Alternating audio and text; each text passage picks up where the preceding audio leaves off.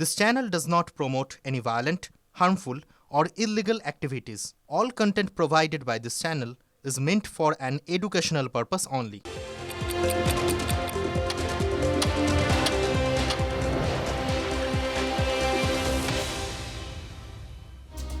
নমস্কার, দেখছেন টিভি9 বাংলা। আপনাদের সঙ্গে রয়েছি আমি শুভজিৎ মিত্র। ঘড়ির কাঁটা 5টা মানেই 5 কথা। আর এই মুহূর্তে যে খবরের দিকে নজর রাখবো, হাওড়া ব্রিজের ওপর খুন। যে খবর পাচ্ছি আমরা, ব্যস্ত সময়ে হাওড়া ব্রিজের ওপর খুন করা হয়েছে এক ব্যক্তিকে। এই মুহূর্তে যে খবর পাচ্ছি আমরা, হাওড়া ব্রিজের ওপরে খুন করা হয়েছে একজন ব্যক্তিকে।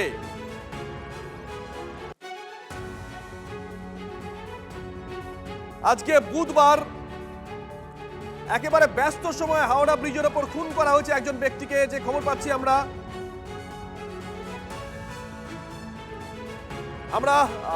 পরবর্তী সময়ে ডিটেইল জানাবো আপনাদেরকে।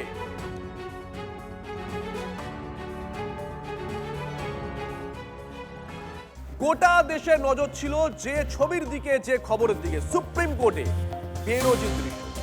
এসআইআর মামলায় নিজেই সওয়াল করলেন রাজ্যের মুখ্যমন্ত্রী। এসআইআর এর নামে বাংলাকে টার্গেট করা হচ্ছে, সাধারণ মানুষকে বুলডোজ করা হচ্ছে। সুপ্রিম কোর্টে এমনটাই অভিযোগ করেন মমতা বন্দ্যোপাধ্যায়। সাংবিধানিক সংস্থার বিরুদ্ধে সংবিধান লঙ্ঘনের অভিযোগ। গণতন্ত্রকে বাঁচান, সুপ্রিম কোর্টে আবেদন মমতা বন্দ্যোপাধ্যায়। সংবিধান মেনে এসআইআর, পাল্টা সওয়াল কমিশনের তরফ থেকে। সুপ্রিম কোর্টে মমতা বন্দ্যোপাধ্যায় এই ছবিটাই রাজনৈতিক বার্তা একেবারে সুনির্দিষ্ট জায়গায় পৌঁছে দেওয়ার জন্য যথেষ্ট। বাংলায় এসআইআর বিপর্যস্ত পরিবার, তাদের জন্য মমতা বন্দ্যোপাধ্যায় শুধু লড়ছেন না, সাংবিধানিক পরিকাঠামোয় সর্বশেষ যত দূর পর্যন্ত যাওয়া সম্ভব তত দূর পর্যন্ত তিনি গিয়ে লড়ছেন। সেই বার্তাই মমতা বন্দ্যোপাধ্যায় সুপ্রিম কোর্টে পা রেখে সেই ছবির মধ্যে দিয়ে স্পষ্টভাবে বুঝিয়ে দিলেন।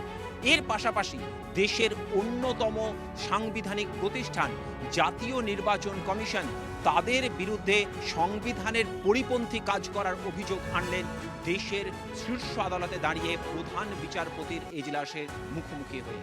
এর পাশাপাশি তিনি সর্বশেষ আবেদন জানালেন গণতন্ত্রকে বাঁচান।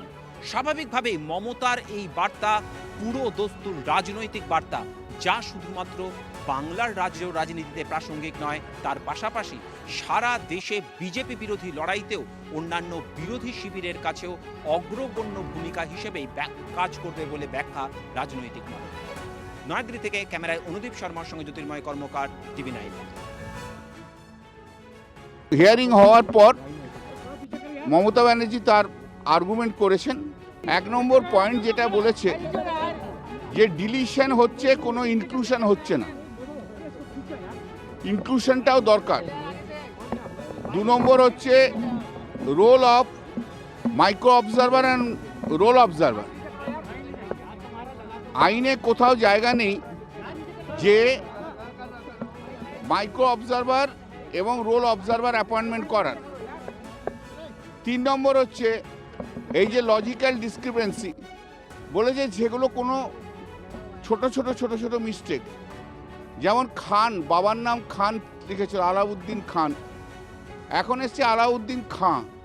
তার কার মিস্টেক? এটা তো ইলেকশন কমিশনের মিস্টেক। তার জন্য লোককে কেন হ্যারাস করা হবে? বড় কথা যে এখনো প্রচুর লোক বাকি আছে হিয়ারিংয়ে, প্রায় 70-75 লক্ষ, মাত্র 4 দিন সময় আছে। জজ সাহেবরা বলেছে সেরকম হলে আমরা টাইম বাড়াবো, উই আর থিঙ্কিং। এবং এই মামলা সোমবার দিন আবার হিয়ারিং হবে, তারপর যা ফাইনাল অর্ডার দেয় তা ফাইনাল অর্ডার দেওয়া হবে। উনি যা সওয়াল করছেন এগুলো কিছুই নতুন কিছু নয়, এগুলো ফ্যাক্ট বলছেন। এর সঙ্গে আইনের কী বৈধতা আছে না তা নিয়ে সওয়াল করছেন না, করতেও পারেন না। এগুলো করে সস্তা হাততালি পাওয়ার একটা প্রবণতা আছে তো এদেশের রাজনীতিবিদদের, তারই একটা প্রবণতা, আর কিছুই না। আসলে হচ্ছে যে মানুষ বুঝতে পারছেন যে আজকে তাদের এই হয়রানির জন্য দায়ী হচ্ছেন উনি। তার কারণ 2003 সালে পার্লামেন্টে তিনি দাঁড়িয়ে হইচই করে অসভ্যতা করে বললেন যে পশ্চিমবঙ্গে অনুপ্রবেশে ভরে গেছে। এখন তিনি যে বিষ বৃক্ষটা রোপণ করেছেন তার ফলটা তো এখন দেখা যাচ্ছে। এখন বিজেপি সব জায়গায় ঘুষপিটিয়া বলে মানুষের মধ্যে, প্রান্তিক মানুষের মধ্যে একটা আতঙ্ক তৈরি করছে। এটা বুঝতে পেরে উনি এখন এইসব অনেক নাটক অনেক যা করেন সাধারণত তাই করছেন। তৃণমূলের চাওয়া একটাই, হুজুর মাই লর্ড, যে করে হোক এসআইআর এর যা যা হচ্ছে সব বন্ধ করে দিন। তৃণমূলের এই কথা ওনারা বলতে চাইছেন অন্যরকম মোড়কে। আসলে মমতা বন্দ্যোপাধ্যায় জানেন জনতার আদালতে তিনি হেরে গিয়েছেন, জনতার রায় পরিষ্কার।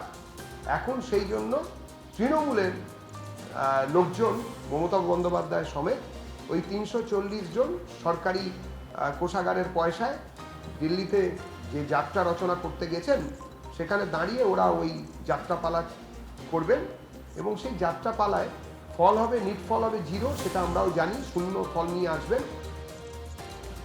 আর এই মুহূর্তে নজর রাখতে হচ্ছে সিইও দপ্তরের দিকে। বেরিয়ে এসে সাংবাদিকদের মুখোমুখি তৃণমূলের প্রতিনিধি দল।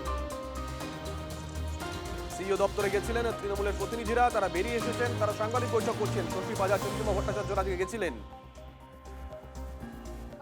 সেই ট্রেনিং দেওয়া হয়, এটা উদ্দেশ্য সেটা তো প্রণোদিত। নয়, তার জন্য উদ্দেশ্য প্রণোদিত। তারা এইভাবে কাজটা করছে। ট্রেনিং তো তাড়াহুড়ো করে বাদ দেওয়া। গ্রাউন্ড লেভেলে কাজ করবে তাদের তো ট্রেন করা উচিত ছিল, তাদের ট্রেন করেনি। যার ফলে এই যে বলছে যে হিয়ারিং এ গেছে, সবকিছু হয়েছে, ছবি টবি তুলেছে, কিন্তু তারা ওটাকে আপলোড করতে পারেনি, তার জন্য হয়নি।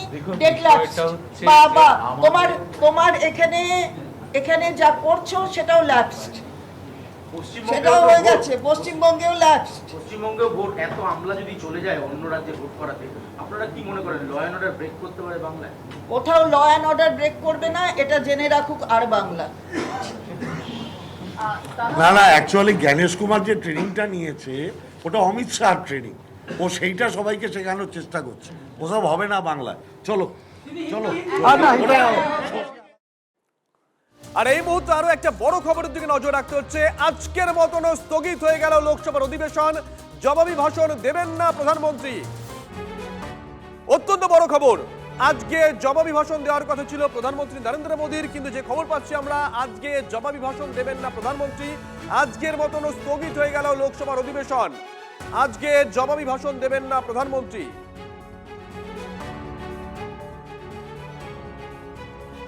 আজকে এই জবাবি ভাষণ দেওয়ার কথা ছিল প্রধানমন্ত্রী নরেন্দ্র মোদীর, কিন্তু আজকেও তিনি জবাবি ভাষণ দিচ্ছেন না, কারণ আজকের মতন স্থগিত হয়ে গেছে লোকসভার অধিবেশন।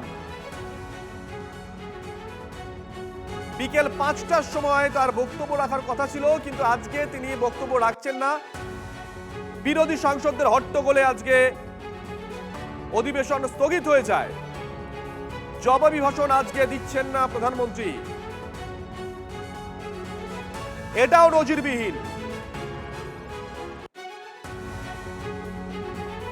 আজকের মতন মুলতবি হয়ে গেছে লোকসভার অধিবেশন, তাই আজকে বিকেল 5টার সময় প্রধানমন্ত্রী যে জবাবি ভাষণ দেওয়ার কথা ছিল তা তিনি দিচ্ছেন না।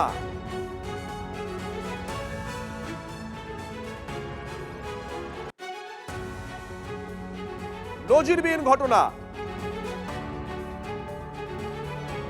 বিরোধী সাংসদদের হট্টগোলে আজকের মতন লোকসভার অধিবেশন স্থগিত হয়ে যায়। আজ বিকেল 5টার সময় জবাবি ভাষণ দেওয়ার কথা ছিল প্রধানমন্ত্রীর, কিন্তু তিনি দিচ্ছেন না। ডিটেল নেব।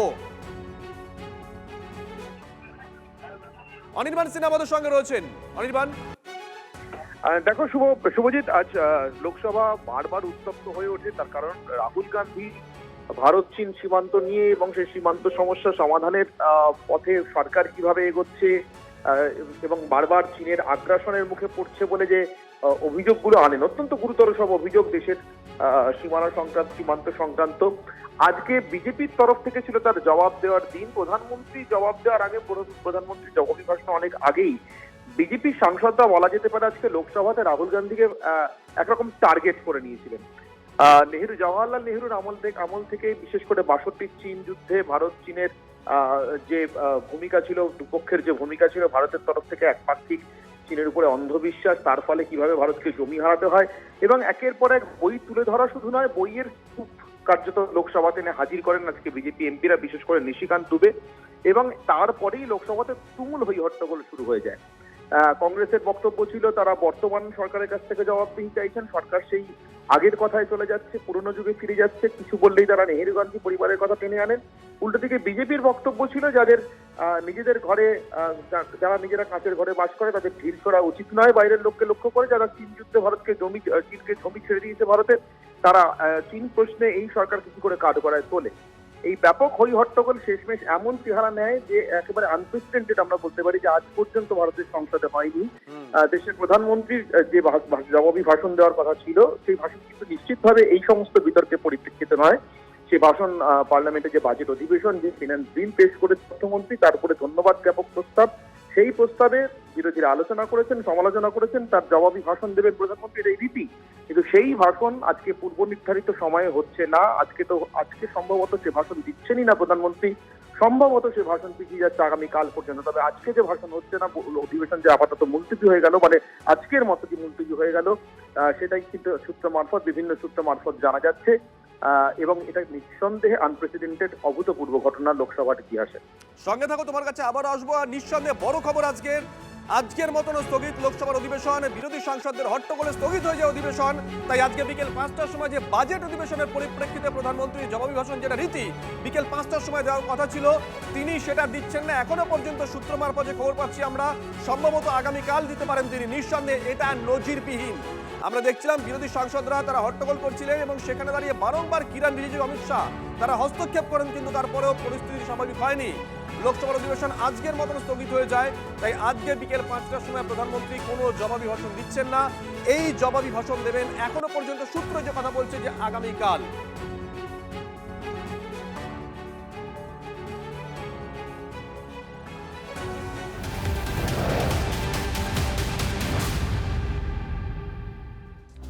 আরো একটা বড় খবর, রাজ্যের খবর, এটাও বোধহয় নজিরবিহীন।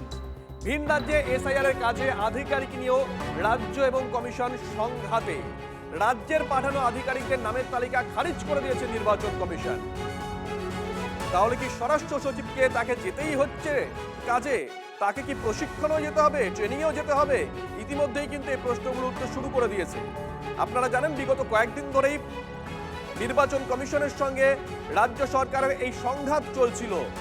রাজ্য আধিকারিকদের জন্য যে নামের তালিকা পাঠিয়েছিল তা খারিজ করে দিয়েছে নির্বাচন কমিশন।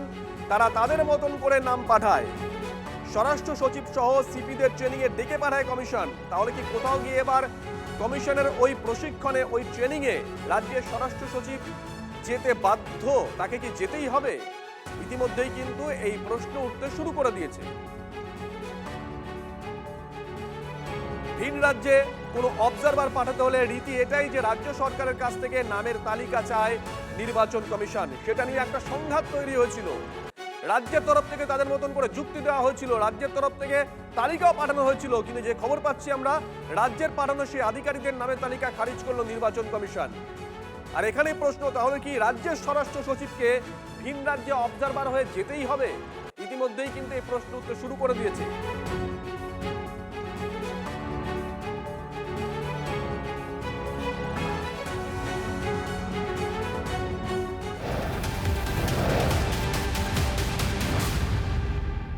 আর শুরুতে যে খবর ব্রেক করেছিলাম, হাওড়া ব্রিজে রক্তাক্ত দেহ উদ্ধার, ঠিক কি ঘটেছে, পুলিশ কি বলছে? সুশোভন। দেখো, গতকাল রাতে একটি দেহ উদ্ধার করে নটপত থানার পুলিশ এবং সেই দেহে একেবারে গলার দিকে একটি গভীর ক্ষত রয়েছে। পুলিশের প্রাথমিকভাবে সন্দেহ এটা খুন হতে পারে, কিন্তু ময়না তদন্তের পরই একেবারে স্পষ্ট করা হবে। ইতিমধ্যে দেহটিকে ময়নাতদন্তের জন্য পাঠানো হয়েছে। আর হাওড়া ব্রিজের যেখানে ঘটনাস্থল সেখানেও ইতিমধ্যে পুলিশ পরিদর্শন করেছে এবং আশপাশে যারা ছিল তারা কতটা জানে বা আশপাশে সিসি ক্যামেরা রয়েছে কিনা যদি তার ফুটেজ পাওয়া যায়, পুলিশ কিন্তু নটপত থানার পুলিশ এই মুহূর্তে পুরোটাই দেখছে। ধন্যবাদ। আরো একটা স্বর্ণ ব্যবসায়ী স্বপন কামিল্লা খুনে অভিযুক্ত হলো চার্জশিটে নাম নেই রাজগঞ্জের অপসারিত ভিডিও প্রশান্ত বর্মন। আজ বিধাননগর আদালতে স্বর্ণ ব্যবসায়ীকে অপহরণ করে খুনের মামলার চার্জশিট জমা পড়ে। রাজগঞ্জের অপসারিত ভিডিও প্রশান্ত বর্মনের নাম নেই চার্জশিটে। যদিও স্বর্ণ ব্যবসায়ী স্বপন কামিল্লা খুনে মূল অভিযুক্ত প্রশান্ত বর্মনই।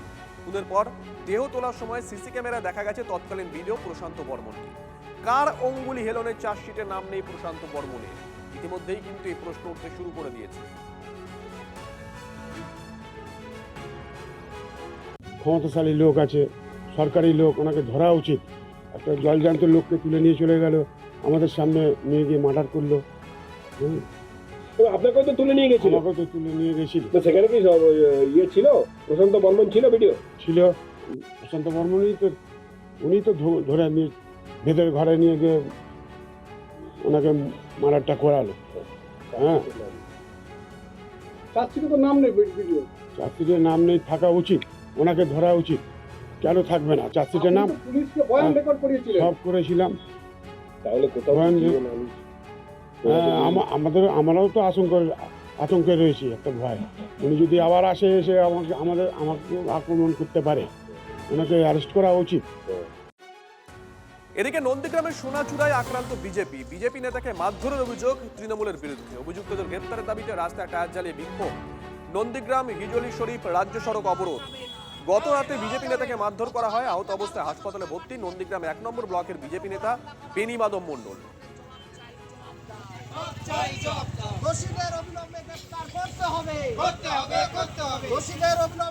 আপনাদের আরেকটা ছবি দেখাবো, দেখুন। ভোট আসে, ভোট চলে যায়, শাসক বদলায়, কখনো শাসক থেকে যায়, কিন্তু ভোটের মুখে রাজনৈতিক দলগুলো যে ভুরি ভুরি প্রতিশ্রুতি দেয়, সেগুলো কি রাখে? নাকি ভোট ফুরলো সেটাও ফুরলো না? শুকনো মুখের কোনো প্রতিশ্রুতি নয়। গ্রামের বেয়াল রাস্তা পাকা না করা হলে সরাসরি এবার ভোট বয়কটের ডাক দিয়ে আন্দোলনে নামলেন বাঁকুড়ার ওন্দা ব্লকের সারেশ কানালি গ্রামের মানুষ। গ্রামবাসীরা ভোট বয়কটের ডাক দিয়েছে, শুরু হয়েছে রাজনৈতিক চাপানোতর। ভোট হতে দেবো না, আমরা ভোট দেবো না, আমরা ভোট বয়কট করব। হ্যাঁ, ভোটের কোনো গাড়ি ঢুকতে দেবো নি, আর ভোট করতে দেবো নি। তাতে যদি রাস্তা হয় ভোট হবে, আর যদি ভোটের আগে যদি রাস্তা কমপ্লিট দেখাতে হবে, তারপর আমরা ভোট করব, নাহলে ভোট হতে দেবো না।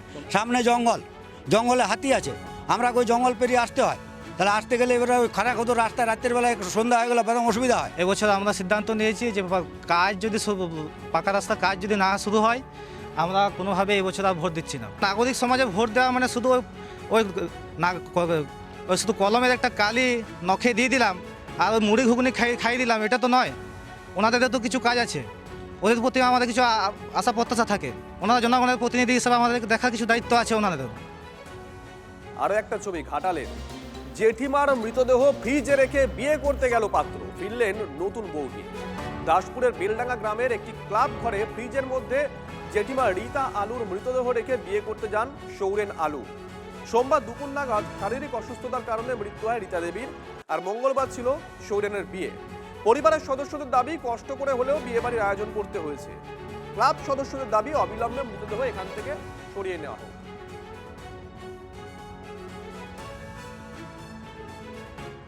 এমন একটা জায়গায় পরিস্থিতিতে আমি পৌঁছে গেছি যে এদিকটাও আমাকে দেখতে হচ্ছে এবং সেদিকটাও আমাকে দেখতে হচ্ছে, জামাইদেরও আমাকে আবদারটা রাখতে হচ্ছে, এছাড়া আমার কাছে কোনো রাস্তা ছিল না। আজকে বরকনে বাড়ি ঢুকলে তারপরে দাহ করা হবে। আমরা যেভাবে কষ্টটাকে চেপে রেখেছি, আমাদের যদি প্রকাশে আনার হতো আমরা আনতাম, কিন্তু সমাজ, আমার এখানের লোকও আমাদেরকে দোষ দিচ্ছে, কিন্তু কেউ এই সিচুয়েশনটা দেখছেনি যে বিয়ে বাড়িটাকে আমরা কেন্দ্র করিনি। ওদের বাবা মেয়েরা আছে, মেয়েরা আমাদের কাছে আবদার করেছে যে তোমরা একটু রাখার ব্যবস্থা করো। কলকাতায় জরুরি অবতরণ তুরস্ক এয়ারলাইন্সের বিমানে। তুরস্ক এয়ারলাইন্সের বিমানে আগুন আতঙ্কে জরুরি অবতরণ। কাঠমান্ডু থেকে ইস্তানবুল যাচ্ছিল বিমানটি। বিমানে 236 জন যাত্রী ছিলেন। নিরাপদে বিমান থেকে নামিয়ে আনা হয় যাত্রীদের। যে খবর পাচ্ছি আমরা, কলকাতায় জরুরি অবতরণ করেছে তুরস্ক এয়ারলাইন্সের একটি বিমান। বিমানটি তুরস্ক থেকে কাঠমান্ডু থেকে ইস্তানবুলের দিকে যাচ্ছিল। বিমানে 236 জন যাত্রী ছিলেন, প্রত্যেকেই নিরাপদে আছেন। আগুন আতঙ্কেই নামিয়ে আনা হয়, জরুরি অবতরণ করা হয় বিমানটি। যে ছবি আপনাদেরকে আমরা দেখাচ্ছি, এই বিমানটি কাঠমান্ডু থেকে ইস্তানবুলের দিকে যাচ্ছিল। তাতে 236 জন যাত্রী ছিলেন। যা খবর পাচ্ছি আমরা, প্রত্যেকেই নিরাপদে আছেন, প্রত্যেককেই নামিয়ে আনা হয়।